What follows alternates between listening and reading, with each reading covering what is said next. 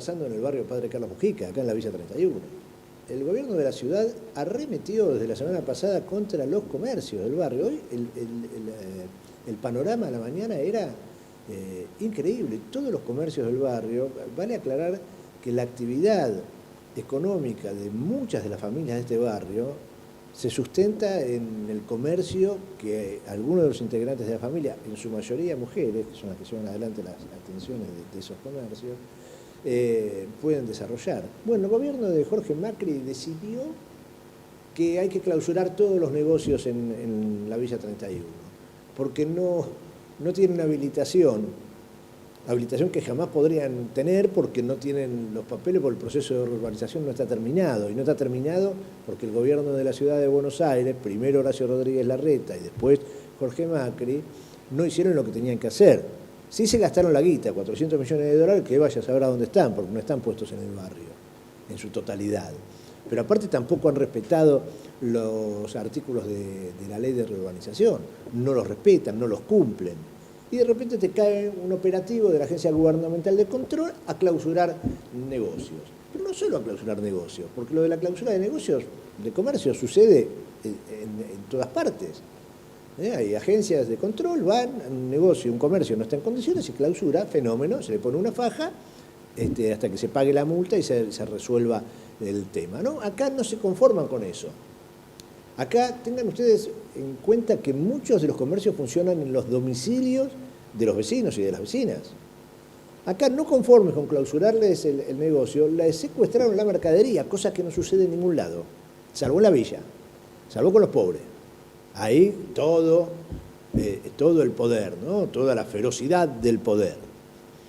El hecho es que hoy a la mañana la gran mayoría de los negocios en la villa se encontraban cerrados y hubo una autoconvocatoria en el ingreso al barrio, en uno de los ingresos al barrio, en la intersección de las calles Peretta y Walsh, frente a la terminal de ómnibus.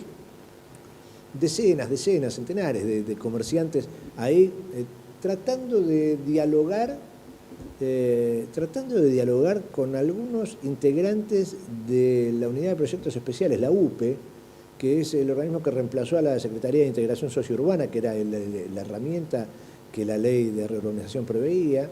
Bueno, fue dejada de lado, después se armó una UPE, ahora se puso la UPE dentro de la Secretaría de Vivienda. Bueno, llevaron 3, 4 jóvenes funcionarios, de los que caminan en el barrio, hacen algunos trámites todos los días, separaron a los grupos y decían, no, nosotros no tenemos nada que ver, en realidad vayan a las reuniones del Consejo de Gestión Participativa, que está vaciado. Esa funcionaria que estaba hablando,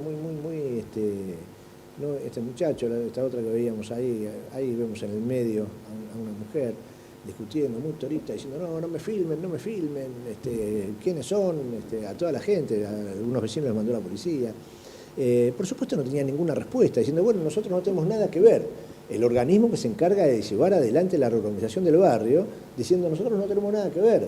Vino la Agencia Gubernamental de Control y realizó los operativos, nosotros no tenemos nada que ver. Gran mentira, porque en los operativos estaban ellos, colaborando para decomisar. Y en el fin de semana, el gobierno de la ciudad dio a conocer un video institucional alardeando de los operativos de clausura. Pero claro, de cara a los vecinos y las vecinas dicen, no, nosotros no tenemos nada que ver.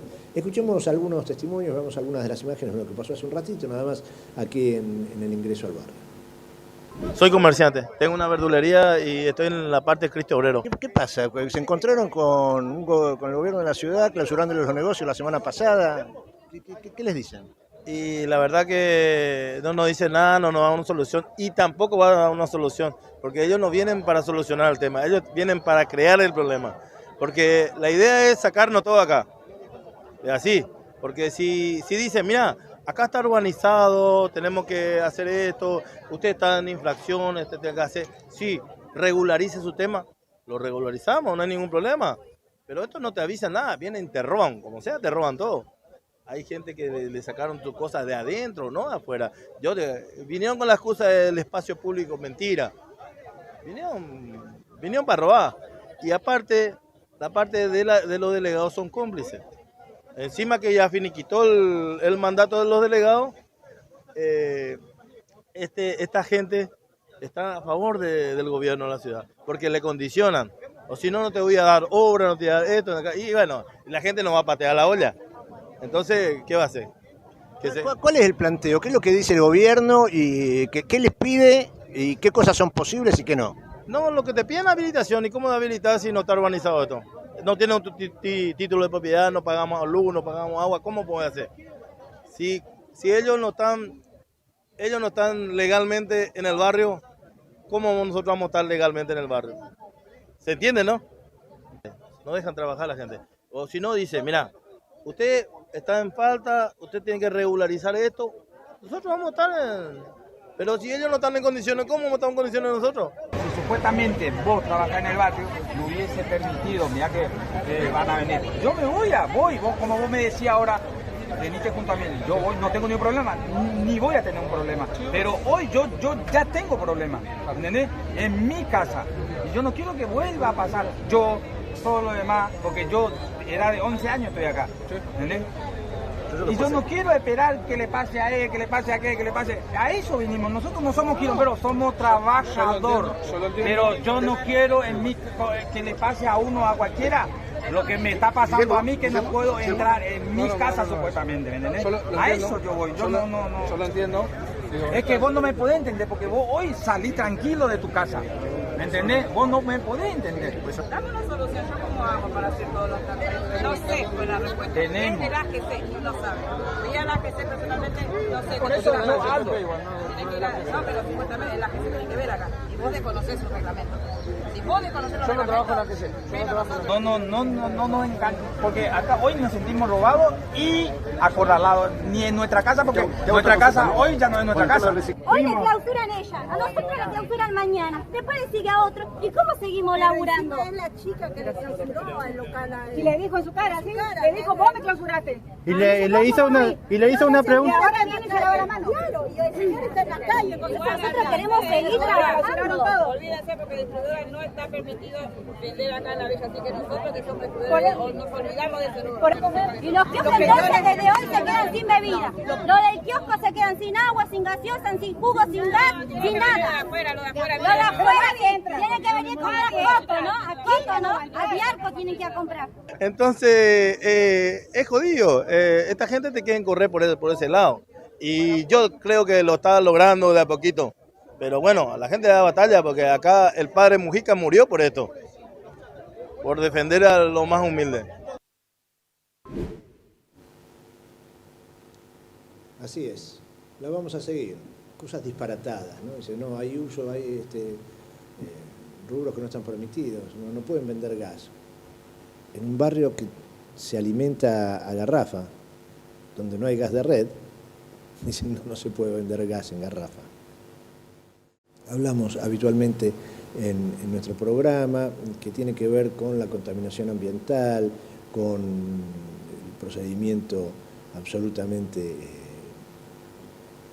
ilegal, ¿no? que llevan adelante algunas empresas en el polo petroquímico, concretamente ahí en Villa Inflamable, en la zona de Villa Inflamable, las consecuencias para las familias que ahí habitan, y que en las últimas semanas llevaron adelante una acción por parte de los empresarios de Trieco, verdaderamente increíble, como fue la demolición. Derrumbaron la casa de una familia ahí en Villa Inflamable, una de las familias que vive protestando y señalando los actos de contaminación de la empresa. Estuvimos el día viernes acompañando una movilización vecinal en respaldo de la familia. Este es el material. Muy mal estamos, porque nos dejaron en situación de calle. Esta gente, los empresarios de la empresa Trieco, nos hicieron desastre, nos destruyeron la casa, nos hicieron denuncias falsas, mintiendo, cuando los residuos peligrosos los tiene Trieco, Estericicle. Entonces, no tuvimos derecho a nada, o sea, abandonados totalmente acá en el municipio de Avellaneda, donde hay criaturas, dos personas con discapacidad, en menos de 24 horas nos dejaron en situación de calle y hasta el día de hoy no tenemos respuesta de nadie. Sí, puedes ver el daño que nos hicieron, nos destruyeron la casa en la cara de mis nietas, la más grandecita 9 y 5, no les importó nada, nada de nada. Mi marido ahora, el 24 de marzo cumple 58 años acá, Trieco vino en el 93 y mintieron diciendo que nosotros vinimos a vivir en septiembre y que ellos nos desalojaron en septiembre, después de esta jugada que hicieron, llevándoselo a mi marido detenido, donde Trieco nos hace una denuncia por contaminación. Pero que íbamos a contaminar nosotros y estábamos picando un poco de escombro que era para poder sobrevivir nosotros. Entonces ellos nos mandan la policía, igual nos dijeron que nosotros no íbamos a trabajar nunca, que ellos levantaban el teléfono y llamaban al municipio y enseguida venían y nos clausuraban todo.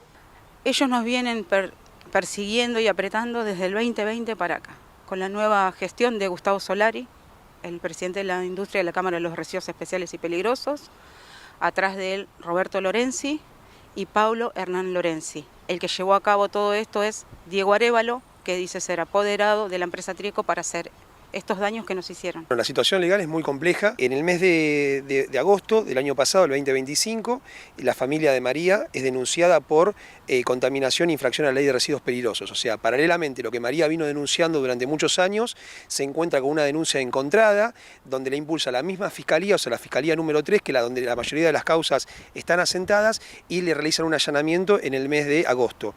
Inmediatamente en esa situación, con artilugios legales, intervino la Policía Federal Argentina en esa investigación, se lo llevan demorado, /aprendido, /detenido al marido de María, al señor Retamosa. Esa causa se caratuló como desobediencia judicial y infracción a la ley de residuos peligrosos. Tenían un emprendimiento familiar que nada más y nada menos que el picado de escombros, solamente eso. Cuando hace el relevamiento de la Policía Federal, detecta que no hay ningún tipo de irregularidad, no toma muestras inclusive, hace una visita in situ, se ve que no hay ningún elemento y la causa queda prácticamente paralizado. En el mes de febrero hay un repunte de la causa, esta gente, digamos los denunciantes, impulsan una causa por usurpación dentro de esta causa de infracción de residuos peligrosos, bajo instrucción, digamos con solicitud del fiscal, el fiscal Laborde, de la Fiscalía 3 de Avellaneda, y el juez de garantías número 4 le otorga, digamos, entendiendo de que había intrusos en la propiedad, y ordena el desalojo que se efectivizó en menos de 24 horas. Mientras nosotros estábamos en el juzgado solicitándole explicaciones, en ese momento nos llega la información que estaban demoliendo la casa de María. Fue toda una pereta judicial entre el Ministerio Público que le transmitió información incorrecta al juez de garantía, diciéndole que el predio de la familia Retamosa Ducoms estaba intrusado por ellos mismos. Te lo cuentan y no lo podés creer, porque no podés creer que haya un desalojo de la casa del propietario y que en esa misma noche demuelan la casa. Es realmente una conducta, bueno, que habla de el poder en todas sus formas y de la arbitrariedad completa con la que se maneja el Estado con sus distintas ramas, porque no va a ser el primer caso de terrenos que se apropian los amigos del poder en los distintos municipios y en las distintas provincias. Esto mismo pasa en distintos lugares, quiero decir, no es solo aquí Avellaneda, yo he estado en Zárate, donde la empresa Techín, en Campana, mejor dicho, donde la empresa Techín se ha adueñado incluso de una isla y de un brazo del arroyo de la Cruz y lo convirtió en una calle, lo taponó y lo convirtió en una calle. Entonces tienen un terreno y obtuvieron en ese caso la propiedad. Esto es una cosa muy grave porque sobre los vecinos como María hay un atropello permanente. Creo que hay que abrir una instancia de negociación con provincia, municipio, con Acumar, para que puedan conseguirle otro predio equivalente a esto con la casa para poder instalarse, porque esto viola todos los tratados de derechos humanos habidos y por haber. Es más, como comentó el marido de María, ¿no? Que lo amenazaron, esto pasa por las denuncias que hizo por la contaminación. Y bueno, deber de todos los ciudadanos denunciar la contaminación, sobre todo cuando existía la causa Matanza-Riachuelo, que ahora la Corte Suprema dio de baja, pero el programa sigue. O sea, es responsabilidad de Acumar haber tomado medidas contra la empresa por el tema de fondo, que es la contaminación, la relocalización de estas empresas, y por otro lado también la relocalización de los barrios que están en zona contaminadas, ¿no? Que eso venía con mucho retraso en Acumar. Creo que es un acto ilegal completamente porque no ha habido ninguna intervención judicial que ampare un desalojo de estas características, máxime habiendo personas con discapacidad, y por el otro lado me parece que es un acto intimidatorio para dos personas defensores ambientales que vienen haciéndole las denuncias a la empresa Trieco que incumple con los estándares de no contaminación del riachuelo. Es lo único que pedimos, queremos recuperar nuestro terreno y por favor que la justicia tome cartas en el asunto de las mentiras que se están diciendo y cómo aprietan a los vecinos. Bueno, dramático, realmente la situación dramática, a la contaminación, a las condiciones de vida habituales, ahí en Villa Inflamable, que dejan mucho que desear, ¿no? Mucho que desear a partir de lo que es el accionar de la empresa como factor contaminante, aunque las autoridades digan lo contrario. Después un día se encuentran con el riachuelo o algunos arroyos todos pintados de rojo, ¿no? Y dicen, bueno, cosas que pasan.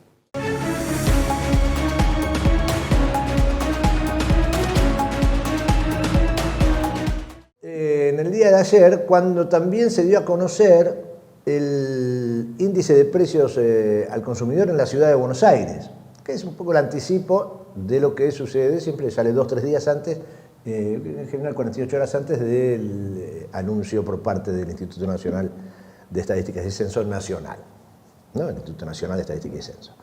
El índice de la ciudad ayer marcó un 2,6% de aumento de la inflación en el mes de febrero. Dio unas décimas abajo de lo que había dado en enero. Una vez más, en algunos sectores del gobierno salieron a celebrar esto. No hay mucho para celebrar, es un número alto, sigue siendo elevado, 2,6. Mucho menos aún tienen motivos para celebrar si se fijan en lo que le está dando aún al gobierno de la ciudad la inflación núcleo, que se le ha disparado por arriba del 3%, con lo cual la incidencia de los valores estacionales varía. Mucho menos tienen para celebrar después de este aumento en el precio de las naftas, que va a impactar indudablemente el mes próximo en el índice inflacionario. Pero bueno, 2,6 dio en la ciudad de Buenos Aires, 5,7% en los 2 primeros meses, enero-febrero. Vivienda, seguro y mantenimiento del hogar son los sectores que más aumentos registraron. Ahí tenemos en la otra placa la incidencia de los distintos sectores. Vivienda, agua, electricidad, gas y otros combustibles aumentó 5,9%. Para que tengan una idea, ¿no? Esto me parece que es interesante intentar explicarlo. Vivienda, agua, electricidad, gas y otros combustibles, los que se utilizan cotidianamente, permanentemente en toda la familia, aumentaron un 5,9%. El aumento total del mes en Ciudad de Buenos Aires fue el 2,6%. Esos componentes, vivienda, agua, electricidad, gas, otros combustibles, aumentaron un 5,9%. Ahora, ese aumento del 5,9% en esos sectores, en esos elementos, inciden en la construcción del número total, en ese número del 2,6 final. La incidencia de esos 6 puntos de esos elementos tiene una incidencia del 1,15%. ¿Me explico? O sea, los datos de las cosas que más impactan en tu vida cotidiana, cuando se construye todo el índice, estamos hablando de vivienda, agua, electricidad, gas, otros combustibles, subieron casi el 6% en la ciudad de Buenos Aires. Sin embargo, a la hora de impactar en el índice final, eso impacta en 1,15 puntos porcentuales del resultado final. Otros datos, carnes y derivados aumentaron en la ciudad de Buenos Aires 7,3%. Para que se comprenda el dato que estoy describiendo, transporte, por ejemplo. Transporte, Cacho, yo te pregunto a vos, el transporte en el mes de enero. ¿Sí? Ponemos a Cacho que tengo una pregunta, da esta respuesta y le doy, la llave va a la final. Va a la final, así que ponchalo a Cacho, porque va a la final, lo llamamos Silvio Soldán y el tipo puede empezar a saltar, si abre la llave. Transporte. Ciudad de Buenos Aires, en el mes de enero. ¿Aumentó o bajó? Aumentó. ¿El costo del transporte aumentó? No, bueno, hijo, perdiste. Tipo, ni espiando la pantalla. Fíjate, ¿sabes la variación del transporte de cuánto fue en el índice de la Ciudad de Buenos Aires en el mes de enero? El 0,4% negativo. O sea, menos 0,4%. ¿Vos estás seguro, Mencía, de que el transporte bajó menos 0,4%? No, ¿sabés qué pasa? Claro, a vos te aumentó el subte, el colectivo, el tren. Ponen esas 3 tarifas, ¿sí? Que son las que utilizamos todo el tiempo, la mayoría. Subte, colectivo, tren aumentaron. Pero ¿sabés qué fue lo que bajó en el mes de enero? El precio de los pasajes aéreos. Resultado final de la medición, transporte menos 0,4%. Bueno, el otro día salimos con Cacho, acá, yo no estaba comiendo y se pidió 2 milanesas y dijo, nos comimos 2 milanesas. Se las comió él la milanesa, pero después le contamos a otro y dice, no, nos comimos una milanesa cada uno. Mentira. Bueno, nada, más allá de la broma, me parece que es importante tratar de comprender, saber cómo funciona esto. Nada, digamos, la realidad es la realidad, digamos, 2 décimas más, 2 décimas menos. Hay un problema con la inflación innegable e inocultable para el gobierno nacional que no termina de controlarla, aún en este escenario de estancamiento, de recesión, de destrucción de la industria, de baja de consumo. Ni siquiera con eso logra frenar los datos de inflación. El que estaba muy contento ayer era Claudio el Chiqui Tapia, el presidente de la AFA. ¿Perdón?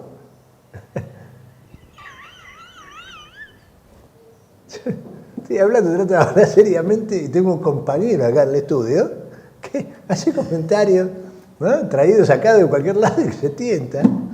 Ay, Carmela, ay, Carmela, ay, Carmela. Qué lindo esto. Se puso a cantar canciones de la Guerra Civil Española. No, muestren la foto. Yo me voy a hacer una así.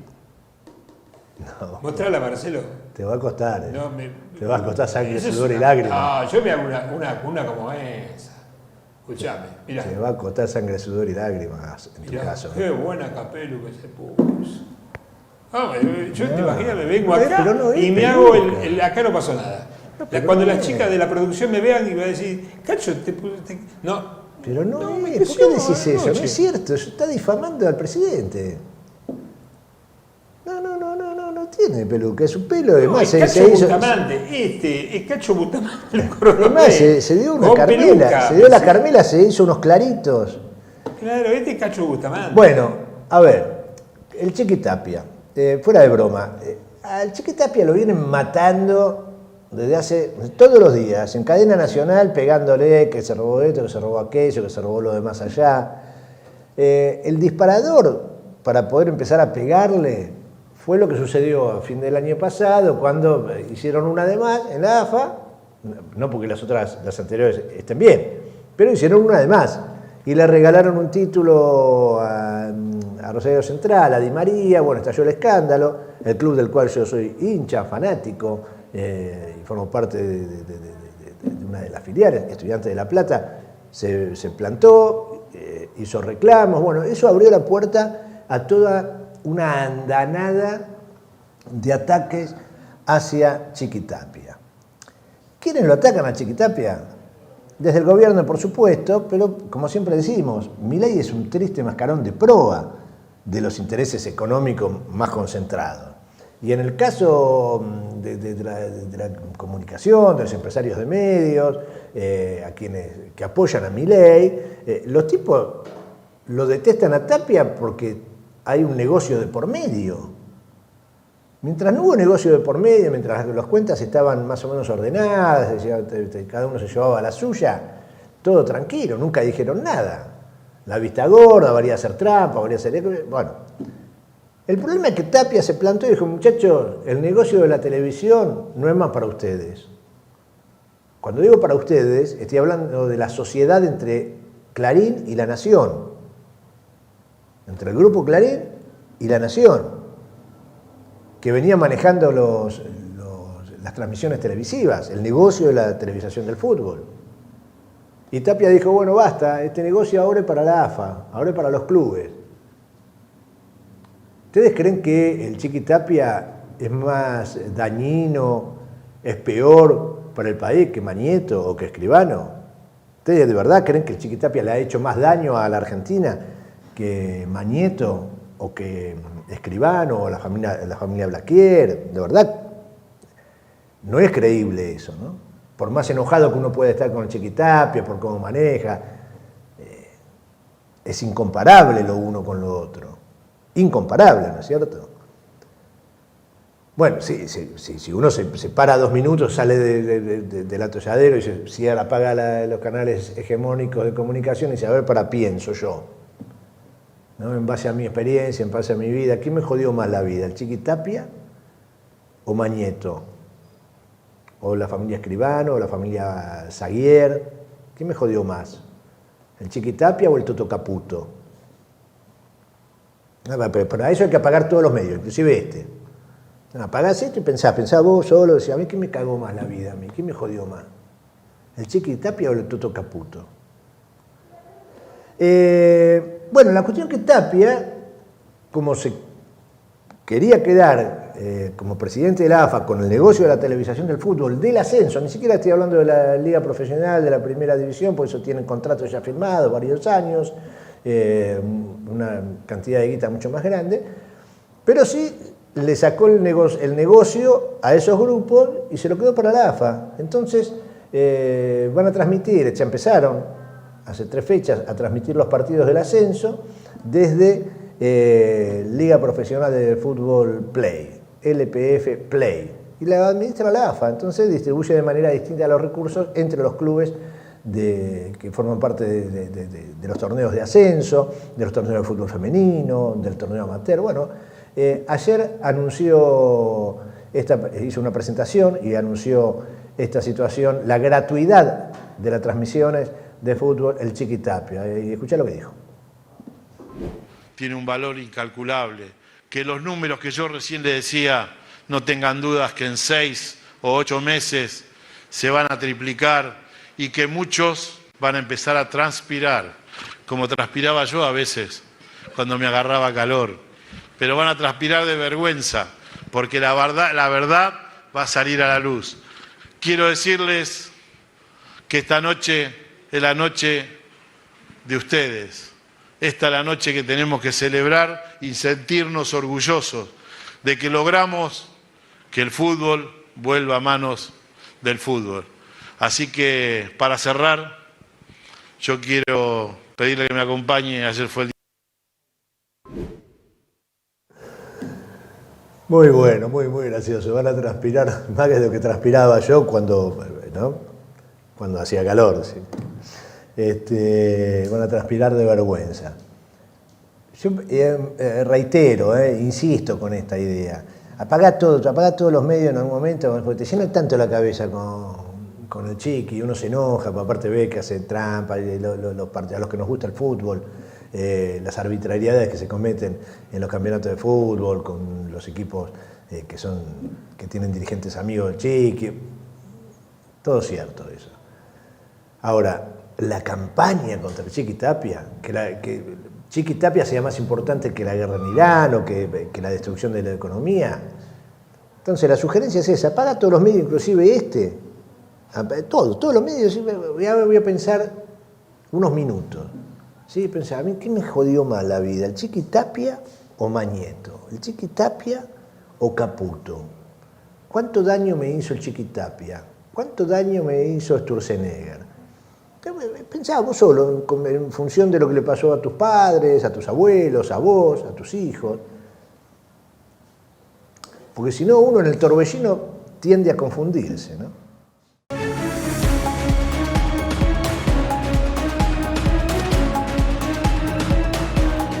Se da a conocer el informe de la Universidad Católica Argentina que pone la mira, pone la lupa en los trabajadores asalariados formales.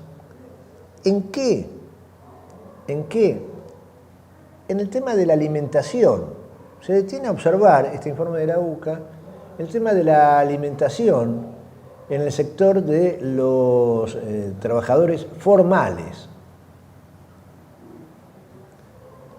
Trabajadores formales. Bueno, ¿qué dice el trabajo que hizo, el estudio que hizo la Universidad Católica Argentina junto con la consultora Edenred? Señala que 6 de cada 10 trabajadores formales en la Argentina se saltea comidas por falta de dinero. ¿Escucharon esto? Ahí tienen el gráfico, la torta, para que veamos. 6 de cada 10 trabajadores formales se saltea comidas por falta de dinero. Casi el 40% se saltea comidas de forma regular. Casi el 80% opta por alimentos que son menos nutritivos, que engañan la panza, que te sacan el hambre pero que no te alimentan. Solamente el 16,5% está libre de estas privaciones. Esa es en la torta esta que estamos viendo, en la primera,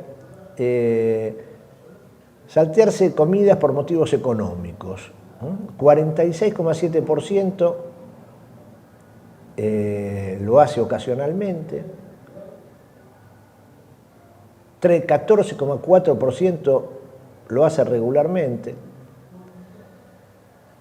Datos, yo me quedo sin palabras porque me conmueven, son números estadísticos que me impactan. A cualquier persona con un mínimo de sensibilidad, conocer estos datos, que no son datos, le pueden chingar en un punto, en 2 puntos, que haya un solo trabajador formal que tenga que saltearse comida porque no le alcanza, ya está mal. Uno solo. Estamos hablando de personas dentro del mundo del trabajo, con empleo formal, pensar que haya uno al cual no le alcanza para comer, ya está mal. Imagínate cuando vemos estas cifras. No sé qué te pasa a vos. A mí me deja sin palabras por momentos. O sea, el impacto, la conmoción es gigante. La indignación tiene que ser gigante y la sublevación tiene que ser gigante. No se puede admitir esto, no se puede permitir, no se puede tolerar. Hay que poner fin cuanto antes a esta política que lleva adelante Javier Milei y toda su banda.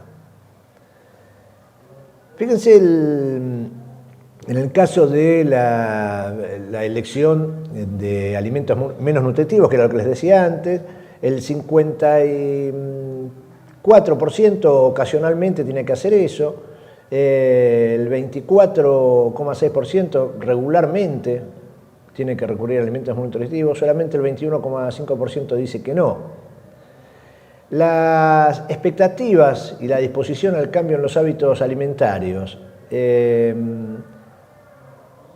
Bueno, esto tiene que ver con la forma de recibir, deseo de recibir una contribución del empleador, es la otra torta, deseo de recibir una contribución, el 80,4% de los trabajadores asalariados dice que sí, que necesita recibir una contribución para enfrentar el nivel alimentario. El nivel de gastos en alimentación en la oficina,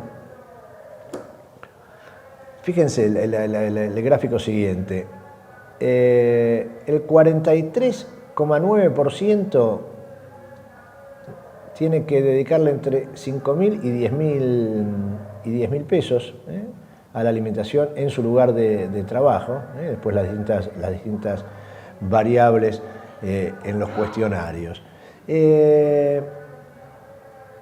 Bueno, reitero, los más afectados son los trabajadores de menos ingresos, los trabajadores no calificados y de empresas pequeñas. Ahí, en ese sector, el estudio ya pormenorizado, nosotros vimos los grandes números, en el análisis más pormenorizado del trabajo aparece que, bueno, en esos sectores la vulnerabilidad alimentaria aumenta, por eso se pone el promedio luego en el trabajo. En el día de ayer se conoció una noticia importante, realmente importante. Estamos conmemorando los 50 años, el cincuentenario del golpe, el golpe cívico-militar genocida, que el fatídico 24 de marzo de 1976, en el cual el poder económico, la oligarquía, las oligarquías de nuestro país, echaron mano una vez más, como tantas otras a lo largo de la historia, de las Fuerzas Armadas para derrocar un gobierno constitucional, democrático, y ponerlo al servicio de la defensa de sus intereses. Claro, aquel momento de la historia marcó la aparición, la irrupción del capitalismo financiero, de toda la escuela de Chicago, los Chicago Boys. Entonces apareció la Patria Financiera, apareció Martínez de Oz, bueno, todos sus discípulos están hoy haciéndonos la vida bien difícil, ¿no?, gobernando este país. Pero para poder llevar adelante esa nueva teoría y esa nueva práctica económica, para destruir ese concepto de país industrial que había sobrevivido inclusive a otras dictaduras, esa mirada del mundo requirió de la implantación del terrorismo de Estado.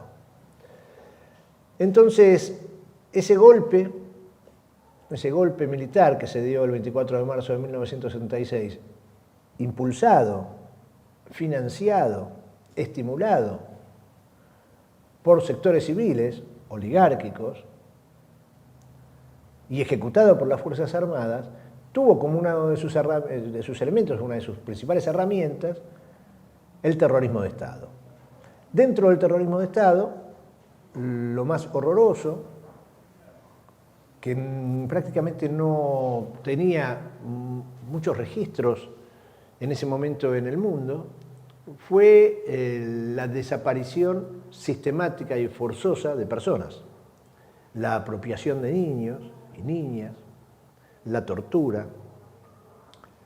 Y así fue como construyeron esa realidad tan trágica, tan dramática, tan dolorosa en nuestro país, que derivó en los 30.000 compañeros, compañeras, habitantes de esta patria, desaparecidos. 50 años pasaron.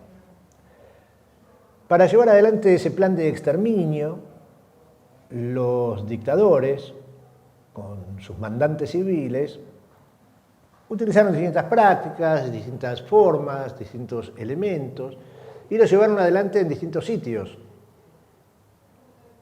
El más emblemático, la ESMA. Otro de los más emblemáticos es el Centro Clandestino de Detención y Exterminio, La Perla, en la provincia de Córdoba.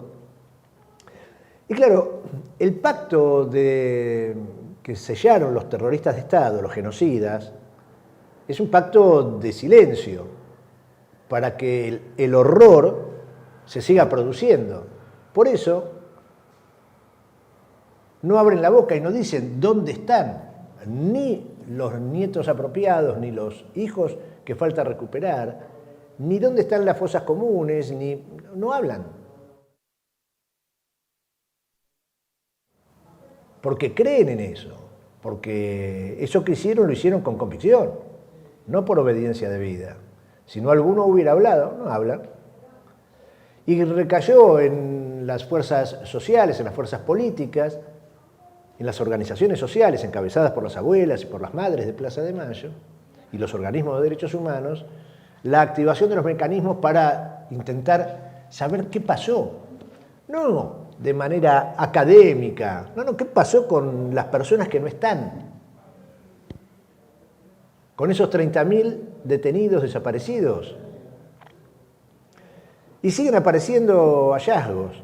Ayer se conoció que a través del juez federal Miguel Hugo Vaca Narvaja, que el equipo argentino de Antropología Forense y el Instituto de Medicina Forense del Poder Judicial de la provincia de Córdoba lograron identificar los restos de 12 personas detenidas desaparecidas en el predio de concentración de La Perla. Veamos estas imágenes, así lo presentaba la noticia C5N. Identifican restos de 12 personas hallados en excavaciones en La Perla. Restos encontrados en 2025, excavaciones realizadas ese año en el ex centro clandestino ubicado en el predio militar de Malagueño. Identifican el resto de 12 personas, Leo García. El equipo argentino de Antropología Forense ya trabaja junto al juzgado del juez Miguel Hugo Vaca Narvaja para notificar a las 12 familias luego de haberse identificado esos restos allí en un predio donde funcionó La Perla entre el 76 y el 78, por donde se cree que pasaron más de 2.500 personas por ese lugar. Y por eso el trabajo ahora del juzgado es notificar a las familias y luego conocer si quieren dar esa historia a la luz pública. Se espera que en las próximas horas ya se convoque a una conferencia de prensa desde el juzgado federal con el fin de dar la comunicación de todo lo que está ocurriendo. Que veíamos. Bueno, todavía no están los nombres, hay que esperar que las familias den la autorización, ya conocen las identidades. La desaparición de personas es un delito que se continúa cometiendo y a 50 años del golpe es una responsabilidad inexorable del Estado seguir buscando, dijo uno de los abogados querellantes, Ramiro Fresneda. Bueno, aquí está. ¿Viste cuando te dicen, che, pero basta, no revolvamos el pasado? No revolvamos, sí, revolvamos el pasado. Si hubiéramos revuelto más el pasado, si hubiéramos revisado más el pasado, si hubiéramos sido más inflexibles con los genocidas y sus cómplices civiles, de los cuales no hay uno solo preso, ni uno solo preso de los responsables civiles, quizás hoy no estaríamos pasando las penurias que estamos pasando.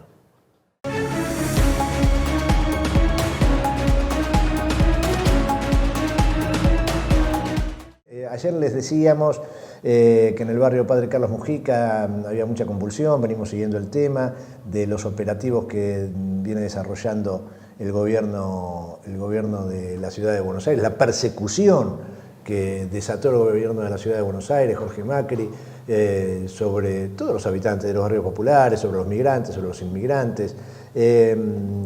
Pero en las últimas jornadas lo hizo sobre los comerciantes. Así que bueno, hemos estado haciendo la cobertura cotidiana de eso y ayer les decíamos que iba a haber una reunión muy importante del Centro de Gestión y Participación, iba a funcionar en la sede de Escolas, acá en el barrio Mujica.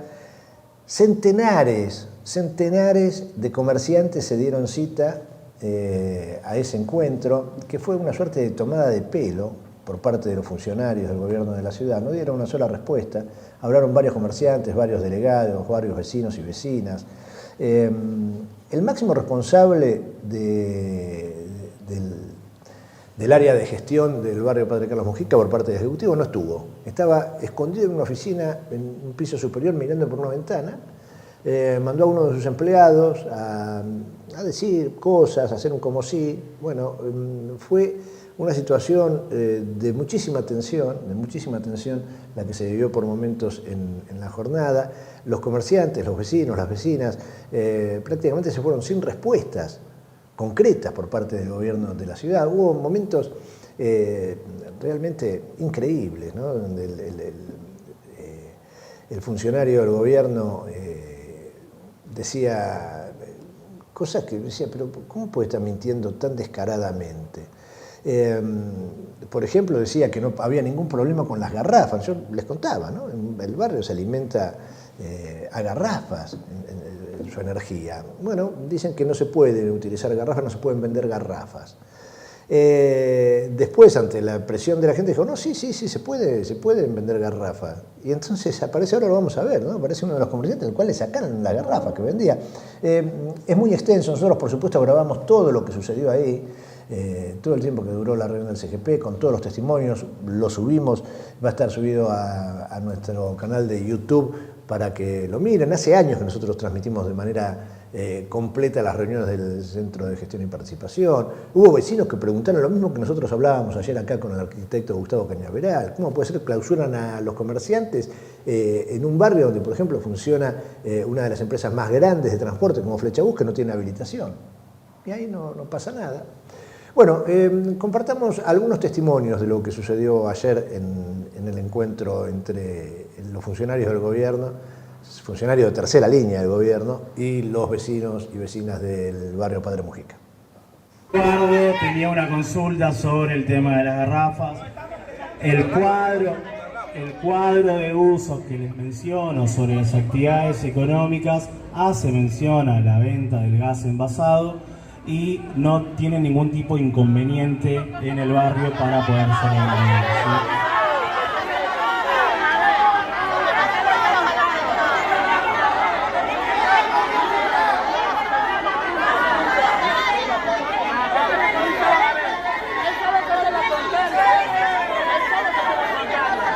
Vecinos, nuevamente estamos sin poder... ¿Y por qué se llevaron mi garrafa? A ver, si no está permitido, ¿por qué se llevaron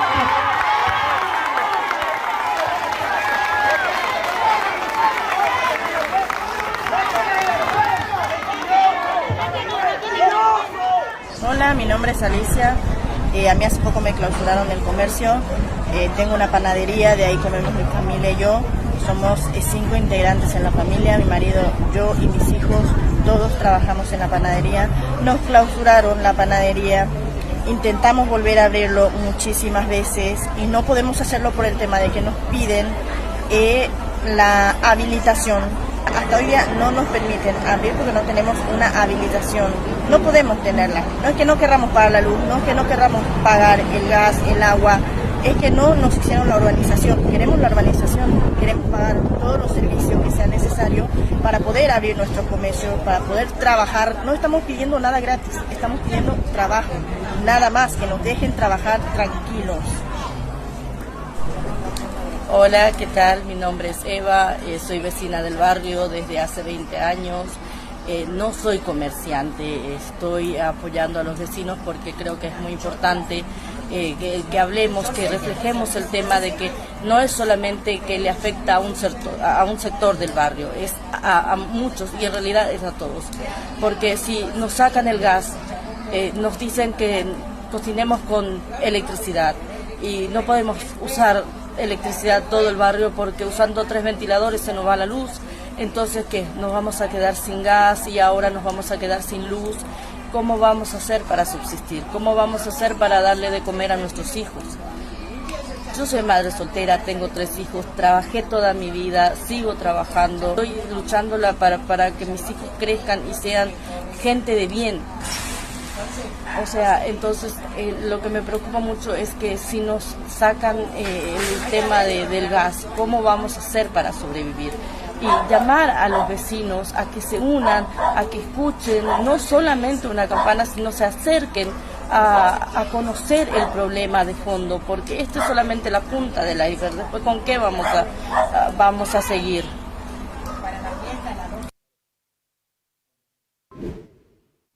Muy interesante la reflexión de esta última vecina del barrio Mujica. Esto es solo la punta del iceberg. En rigor de verdad, la punta del iceberg fueron los operativos contra los recuperadores urbanos, contra los cartoneros.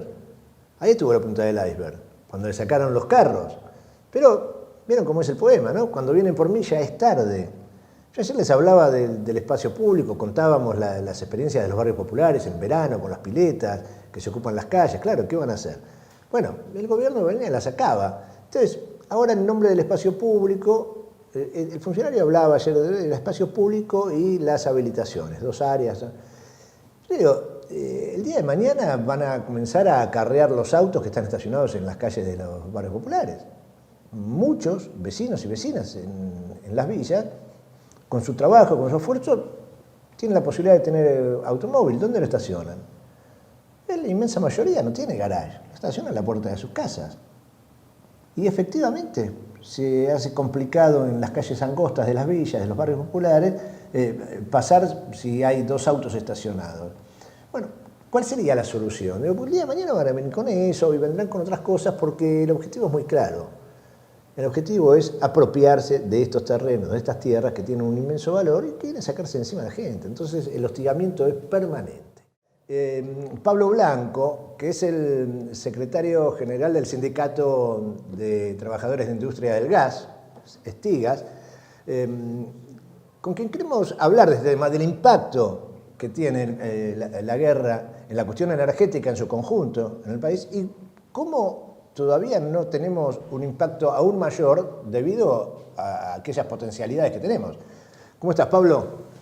¿Qué tal, Milcíades? Un gusto charlar con vos, con Urbana TV, y un saludo a todos los televidentes y a todo tu equipo.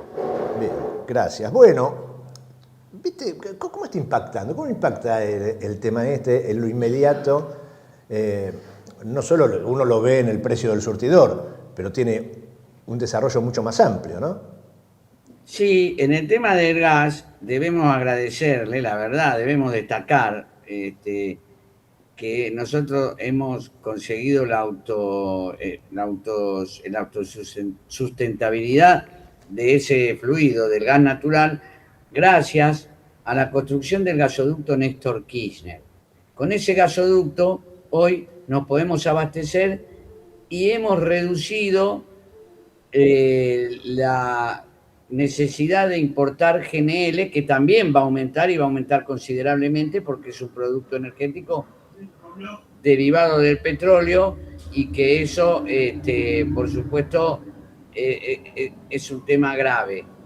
El gasoducto Néstor Kirchner, hay que recordarlo, se hizo con el aporte de las grandes fortunas, de las ganancias extraordinarias que hizo el gobierno de Alberto Fernández.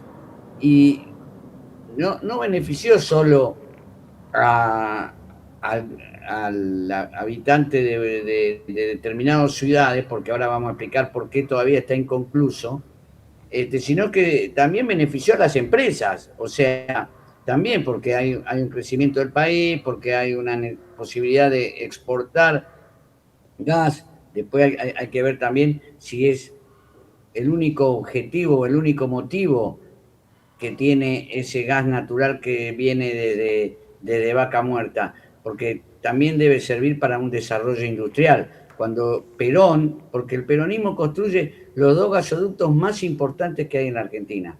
El gasoducto después llamado Presidente Perón, hoy le cambiaron el nombre, General San Martín, fue la obra importantísima, 1.600 kilómetros, era el gasoducto más grande del mundo.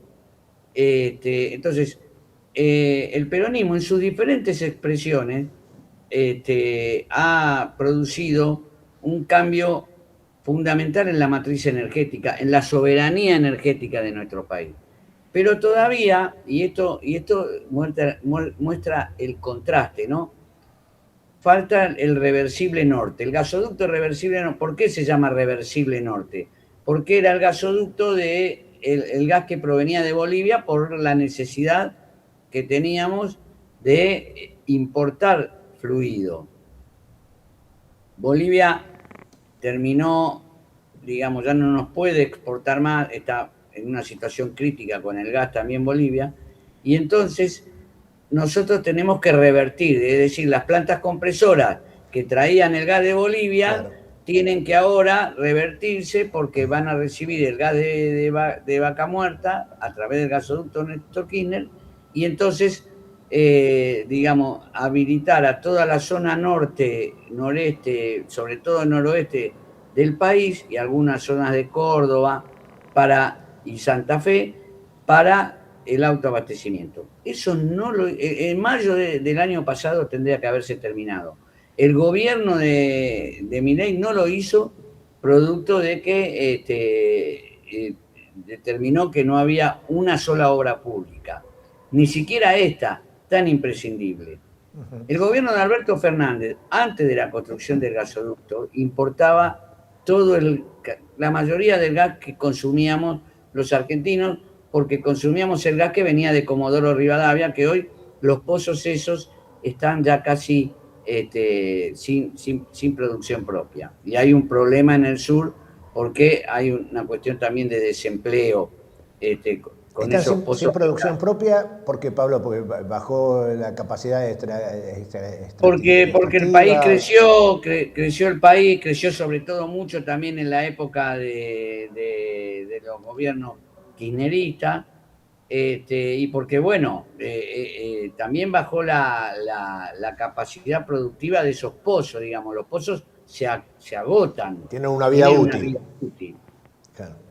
Entonces, nosotros en la época de la pandemia, que vivimos una guerra, quizás no de la dimensión que tiene esta, pero sí una guerra con grandes dimensiones, como fue la intervención de Rusia en Ucrania. Guerra que sigue. Sí, que sigue, por supuesto, continúa. Importábamos el barril, el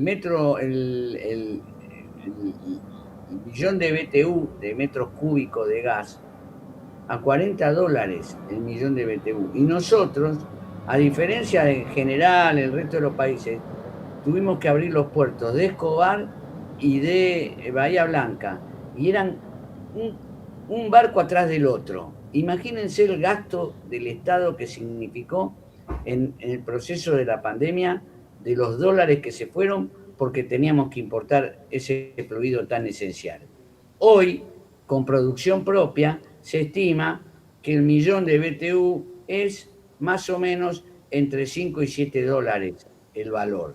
Contra 40, que decís 40, 30, 40, digamos, fluctuaba, pero ese era más o menos. Imaginémonos si ahora tuviéramos que importar el GNL a ese valor. Imaginemos la situación, no tenemos guita para pagarle las deudas al Fondo Monetario, los vencimientos. Imaginemos cuál sería la situación. Sí, mucho nos interesaría a este gobierno, porque digamos, ese fluido está muy vinculado también con el desarrollo productivo, ¿no? La necesidad, la demanda de ese fluido. Totalmente. Entonces este gobierno dice, destruyamos todo. Pero ahora en lo más básico, en el aprovisionamiento del mercado interno, digamos. Pero vamos a tener que importar una parte, una cuarta parte o menos, la vamos a tener que importar porque no está terminado el reversible norte, porque el gobierno no invirtió en ese, y los privados no lo hicieron tampoco, digamos. ¿Qué van a hacer? Los privados no lo hicieron tampoco, entonces el Estado, históricamente, con el tema del gas, ha sido el que ha invertido y el que ha posibilitado la mayor cantidad de fluido para el crecimiento, para el abastecimiento, para el desarrollo económico de la Argentina. Pablo, ¿cómo se trae, cómo ves vos, cómo evaluás vos, que va a impactar en la familia, en el bolsillo de la persona? Está bien decir, bueno, por suerte tenemos esto. Por suerte tenemos esto que contiene, pero va a haber un traslado claro a precios. Totalmente, pero hay otro impacto que todavía no lo hemos sufrido porque el aumento de tarifa fue en febrero. Va a estar llegando ahora en marzo, abril van a estar llegando las facturas con el gas. Yo no quiero sembrar el pánico ni asustar a nadie, pero este es un dato de la realidad. Ahora con la electricidad, por ahí es el mayor gasto porque se consume más electricidad que gas natural. Pero los meses de mayo, junio, julio, agosto, septiembre, octubre, donde el consumo de gas es muy importante, bueno, va a tener va a significar otro gasto más muy grande, un impacto muy grande en el consumo de las familias y de cada uno de los habitantes de la Argentina. ¿Impacta igual lo que es el gas de red que lo que es el gas envasado? No, el gas envasado es más caro todavía y además acá no ha habido un proyecto, en esto también quizás sería el segundo paso que tendríamos que haber dado bajo nuestro gobierno, no alcanzó, pero es más caro el gas de garrafa, que lo usan los pobres. El gas de garrafa lo usan los más pobres, los más necesitados. Y este gobierno cruelmente quitó el subsidio de la garrafa social. Entonces, tenemos la tormenta perfecta, lamentablemente. Tenemos la tormenta perfecta. No se hizo el gasoducto reversible norte. Se terminó con la garrafa social y vamos a tener que importar GNL o GLP, lamentablemente, y con un costo que va a impactar, sobre todo, habrá que ver cómo es el cálculo después del ente regulador y demás, pero sobre todo en los países del noroeste, Córdoba, Santa Fe, va a tener un impacto importante, siendo que este gobierno no subsidia nada y directamente traslada el precio de la producción de gas, sea como fuere, importada o propia, lo traslada directamente al consumo domiciliario. Pablo, sé que estás apurado, tenés una obligación, pero quería hacerte una consulta cambiándote de tema, vinculada a la cuestión del país y la cuestión gremial, y quizás nos cuentes un poco cómo están las cosas en el gremio de ustedes. Pero ayer hubo un fallo del Juzgado Contencioso Administrativo Federal número 7, desestimando lo que había sido la presentación de la CGT, de la Confederación General del Trabajo, en cuanto a declarar inconstitucional la ley de modernización laboral, esta reforma laboral, en lo que tiene que ver con el traslado del fuero laboral a la ciudad de Buenos Aires. Un fallo que se da un par de días después de un fallo muy interesante que había dictado la Cámara en el caso de FATE, ¿sí? Que fue un gran estímulo diciendo, bueno, el derecho constitucional a manifestarse, a ocupar, a defender las fuentes de trabajo está por encima del derecho de la propiedad privada. Y un día después aparece otro fallo desestimando la presentación de CGT en este punto, no es en el fondo, pero en esta presentación que había hecho la CGT. ¿Qué tenés para comentarnos? Sí, digamos, acá la pelea va a ser, digamos, en función de la relación de fuerza, en función de la voluntad de lucha de los trabajadores, en función de que acumulemos organizaciones gremiales, sociales. Ahí se va a dar la pelea, va a haber fallos a favor o fallos en contra. Mira, nosotros hicimos una presentación contra el impuesto a las ganancias, y tuvimos en una primera instancia, fuimos uno de los pocos gremios que tuvimos un fallo favorable al amparo. La cuestión de fondo sigue, ¿no? Porque nosotros planteamos, y la CGT también, que es inconstitucional el impuesto a las ganancias por cómo se dio la situación en ambas cámaras. Y después la Cámara, fue a Cámara ese fallo, fue revisado por Cámara, y bueno, en Cámara perdimos, digamos, porque volvieron a ratificar, habilitar el descuento del impuesto a la ganancia. Brevemente te voy a contar una cosa que es importante para el análisis. Cuando se reinstaló el impuesto a la ganancia, que nosotros advertimos a los trabajadores y las trabajadoras, fuimos sector por sector a hablar, a explicarle que si ganaba Milei esto iba a pasar, y pasó. Pero mira el dato curioso.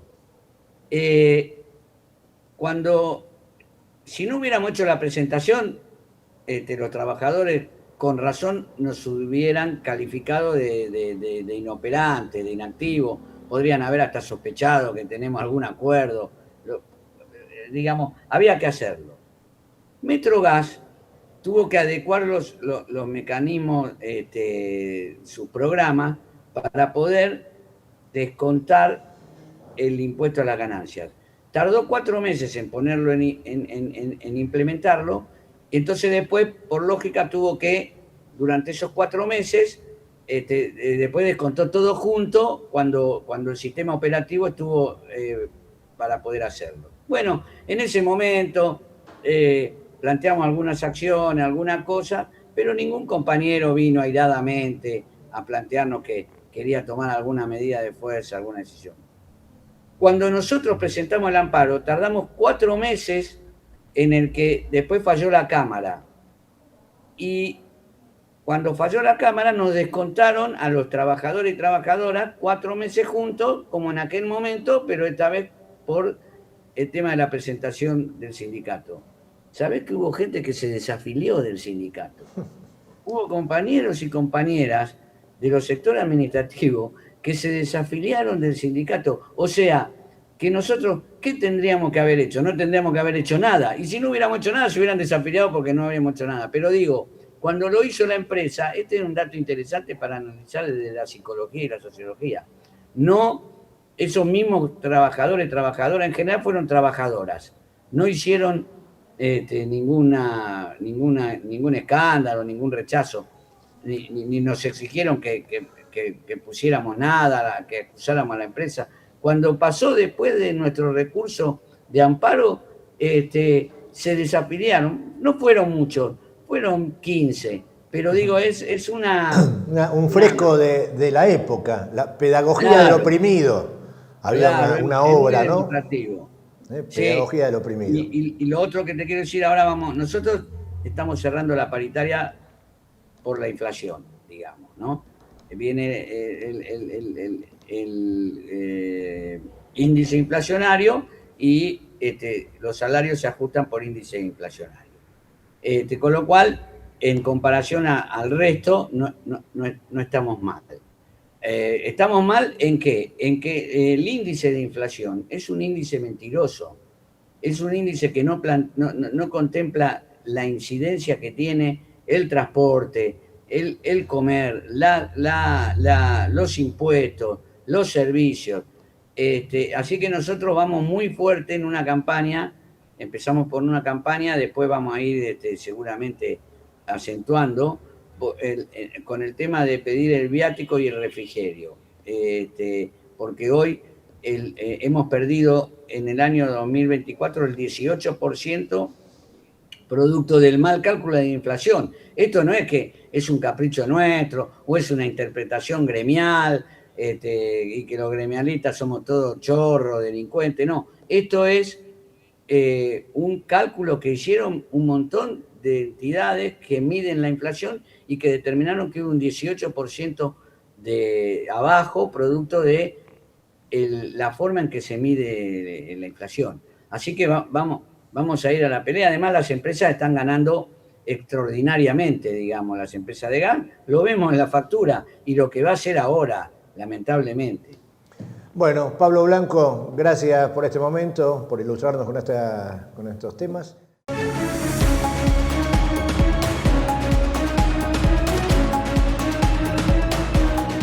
Quiero que presten mucha atención a este momento. Quiero referirme unos minutos con mucha preocupación a algo que anunció en el día de ayer el jefe de gobierno de la ciudad autónoma de Buenos Aires. Lo hizo no a través de los medios oficiales, no, a través de un tuit, una publicación en las redes sociales, en X. Jorge Macri publicó esto que vemos en pantalla. Ponelo, por favor. Abrimos la licitación para concesionar la televisión y las frecuencias de radio de la ciudad. El objetivo es simple: dejar de financiar su operación con impuestos y pasar a un modelo con gestión e inversión privada. La empresa adjudicataria operará la radio y el canal, desarrollará su programación y deberá pagar un canon a la ciudad. No tiene sentido usar los recursos de los porteños para financiar lo que el sector privado puede hacer mejor y sin costarle un peso a los vecinos. El Estado tiene que enfocarse en sus verdaderas prioridades. Bueno, una opinión, ¿no? Marketinera. Dice, bueno, che, con la tuya, no vamos a seguir gastando guita, eso no lo ve nadie. ¿Quién ve el canal de la ciudad? ¿Quién escucha la radio de la ciudad? ¿Quién escucha la 2x4? ¿No? Entonces dice, no, bueno, lo concesionamos, que se lo lleve otro. Terminemos con los medios públicos, gastan plata. Muy marketinero, como pegarle a los pobres. Le pegas a los pobres, está buenísimo. Está buenísimo, marketinero, total. La señal de televisión lleva más de 20 años al aire, ¿no? La señal de televisión, la radio es centenaria, declarada de interés en organismos internacionales. Ya venía este run en la campaña electoral del año pasado, jefe de gobierno Manuel Adorni justamente había hecho alguna mención a esta posibilidad. Luego algún legislador libertario presentó algún proyecto para privatizar los medios públicos de comunicación de la ciudad, o sea, el canal de la ciudad, la AM 1110, la FM 92.7. Sorpresivo, lo hizo por decreto, anunció el decreto, no le envió una ley, no, se venía discutiendo, había run en la legislatura, el tipo envió un decreto. Según el pliego, bueno, de licitación, las empresas van a tener que hacerse cargo de todos los aspectos técnicos, operativos, comerciales, incluyendo el equipamiento, los estudios, la contratación de personal. La van a dar en concesión por un lapso de 5 años, con un monto base estimado en 645.225.000 pesos para la televisión y 73.740.000 pesos para las radios. Dijeron que en el gobierno quieren una gestión más profesional y moderna de las señales, manteniendo su función social y cultural. No se sabe qué va a pasar con los trabajadores, si esto prospera, alguien se tendrá que hacer cargo, contratarán. Pero lo que quiero es volver a este tuit de Macri. Dice, no tiene sentido usar los recursos de los porteños para financiar lo que el sector privado puede hacer mejor y sin costarle un peso a los vecinos. Miren, yo no sé si tiene sentido o no, tengo mi opinión, creo que sí, pero en todo caso podría ser una opinión de tanto valor, poco más, poco menos, como la de Macri. Lo que no tiene que ver con una opinión es lo que dice la Constitución. Mirá, esto que ves ahí, esa foto, es la portada de la Constitución de la Ciudad Autónoma de Buenos Aires. O sea, esa es la ley de leyes, ¿no? O sea, la Constitución es lo que regula lo que pasa en la Ciudad Autónoma de Buenos Aires. Si vos entrás a la Constitución de la Ciudad Autónoma de Buenos Aires, en el capítulo 16, tiene un solo artículo. Es el que habla de la comunicación. Es el artículo 47. ¿Sabe qué dice? La ciudad vela para que no sea interferida la pluralidad de emisores y medios de comunicación sin exclusiones ni discriminación alguna. Garantiza la libre emisión del pensamiento sin censura previa por cualquiera de los medios de difusión y comunicación social y el respeto a la ética y el secreto profesional de los periodistas. El último párrafo dice: el Poder Ejecutivo gestiona los servicios de radiodifusión y teledistribución estatales mediante un ente autárquico, garantizando la integración al mismo de representantes del Poder Legislativo, respetando la pluralidad política y la participación consultiva de entidades y personalidades de la cultura y la comunicación social en la forma que la ley determine. Los servicios estatales deben garantizar y estimular la participación social. Lo reitero, este último párrafo, la mitad de este artículo, es un solo artículo, capítulo 16, Constitución de la Ciudad Autónoma de Buenos Aires, artículo 47. el Poder Ejecutivo gestiona los servicios de radiodifusión y teledistribución estatales mediante un ente autárquico garantizando la integración del mismo, bla, bla, bla, bla, bla, bla. Los servicios estatales deben garantizar y estimular la participación social. Jorge Macri, tu opinión es tan válida como la de cualquiera. Quizás tenga más pesos por ser el jefe de gobierno de la ciudad autónoma. Pero la ciudad que gobernás tiene una constitución. Y la constitución dice que los medios estatales son gestionados por el Estado. Y que hay que crear un ente autárquico. Gran deuda de la legislatura porteña que nunca terminó de aprobar la creación del ente autárquico. Montones de proyectos hubo, todos y cada uno de ellos presentados, el 90% por miembros de los distintos bloques parlamentarios a lo largo de los años del peronismo. Algunos de algún diputado socialista, algunos de la coalición cívica. Esta ciudad, que siempre ha tenido desde hace 20 años mayorías parlamentarias de la derecha, del macrismo, gobernada por el macrismo, nunca habilitó el tratamiento de la creación de ese ente autárquico. La Constitución es bien clara, los medios son estatales y la gestión de los medios la tiene que llevar adelante el Estado. ¿Cómo? Con la creación de un ente autárquico. Así que lo que vos opines del gasto que generan los canales, las radios y demás, discutámoslo, todo lo que quieras. Hay que perfeccionarlo y demás. Pero ¿quién te dijo que podías privatizar algo que la Constitución dice que tiene que ser del Estado? Mientras el bueno de Adorni se preocupa y se ocupa de todo... El muy bueno, no, decilo bien. El muy bueno de Adorni, el deslomado. El deslomado. El deslomado se preocupa y se ocupa de todos y cada uno de nosotros. No le jodamos el laburo al Tano, porque todas estas cosas...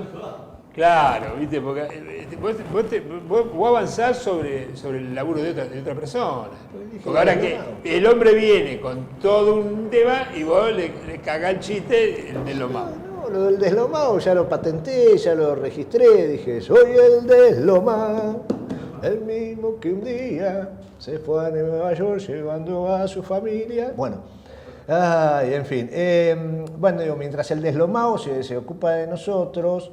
se preocupa por todos nosotros, además viaja por todos nosotros, porque lo que él hace los demás no lo pueden hacer. Fíjate. ¿Eso no lo tenemos en cuenta? ¿Que acaso no se tiene? Bueno, cuando el tipo habla del esfuerzo, hay que reconocer, digamos, es la representación del país. Claro. Entonces dice, bueno, yo viajo en representación del país y la ayudo a mi mujer para potenciar todo eso, teniendo en cuenta que hubo mucha gente que no pudo viajar. Bueno, nosotros viajamos para que las estadísticas sean mejores y viajamos en nombre de todos ustedes, así que siéntanse como que han viajado a Nueva York, que recorrieron Manhattan, la Quinta Avenida, estuvieron de compras. ¿Por qué? Porque el deslomado lo hizo por vos. Claro, la bolsita de Koroski, claro. esa linda casa que está en todo el mundo, que vende cosas de cristal y qué sé yo, bueno, eso es como algo, es un presente para todos los argentinos, que lucirá en su casa, bueno. Escúchame, ¿por qué digo esto? Que él viaja por nosotros. Porque salieron las cifras oficiales de lo que fue la temporada de verano en Mar del Plata. Catastrófico. Diría alguien, patapúfete. Catastrófico, pero me río para no llorar. Hubo 122.000... Escucha el número, 122.000 visitantes menos que en el año 2025. Que ya había sido poco. Que ya había sido poco. Y respecto del 2024, 310.000 visitantes menos. Desastre. Un desastre. Bueno, yo estuve en Milcíades hace 15 días, 20 días. Deslomándote, me imagino, sí. ¿Cómo? Deslomándote. Sí, aparte. Vos sabés que sí, era pero notorio. Yo fui en plena temporada de febrero, recorrí el centro de Mar del Plata, y era realmente, no soy asiduo de ir a Mar del Plata, voy ahora por temas laborales. Y entonces veía realmente que hay se veía, pero total, el tránsito de los colectivos, subirte a los colectivos, que en otras épocas vos subías a los colectivos, estaban llenos de gente, cuando salían de la playa. El tema de los restaurantes, poniendo ofertas por todos lados, los negocios, los restaurantes, salvo los que por ahí más tradicionales, donde el resto era no ver gente consumiendo. Dijo Augusto Costa, el ministro de Producción de la provincia, en toda la provincia de Buenos Aires hubo 420.000 turistas menos que el año pasado. Y respecto del año 2023, ¿te acordás cuando el país era un desastre? Gobernaban esa porquería, esos cucas, que eran un desastre, que así, rompieron todo, no se podía vivir, ¿te acordás, no? Bueno, respecto de ese año tan horrible, tan dramático, hubo 1.200.000 personas menos. ¿En una provincia? Solo en la provincia de Buenos Aires. O sea, en el año 2023, que la pasamos tan pésimamente mal, hubo 1.200.000 personas que pudieron ir de vacaciones, más de las que pudieron ir este año. Hay que fijarse, perdóname, antes de pasar el video, recordemos o pongamos atención al informe, al segundito final que dice Costa, cuál es lo que ellos han chequeado, por qué la gente no fue. Bueno, ahora no iba a pasar el video, ahora tengo que pasar el video porque... ¿No lo iba a pasar? No lo iba a pasar, pero bueno, dale, escuchemos y presten atención al segundito final, dale. Pérdida de empleo formal, y ayer estuvimos con Axel Kicillof, con el gobernador, en Necochea, presentando los números de la temporada de verano, porque otra de las actividades principales de la provincia de Buenos Aires es el turismo, es el principal ¿Y no fue un buen verano?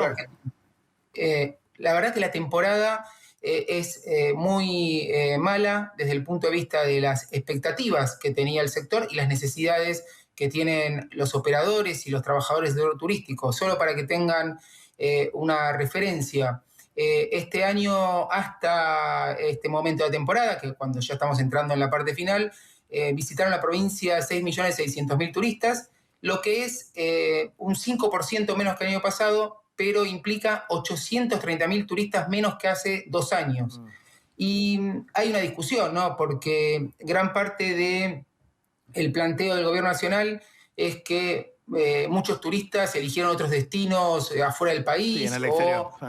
Exactamente, pero en realidad una parte del turismo que históricamente se realizó en la provincia de Buenos Aires puede ser que haya podido viajar al exterior o elegir otros destinos, pero lo que se observa es que la gran mayoría de los que no veranearon en la provincia de Buenos Aires se quedaron en su casa porque no llegan a fin de mes. Y los... Claro. Se quedaron en sus casas. Bueno, esa es la realidad real, no la realidad virtual. No es la realidad real. Insisto, menos mal que el otro se desloma por vos y viaja.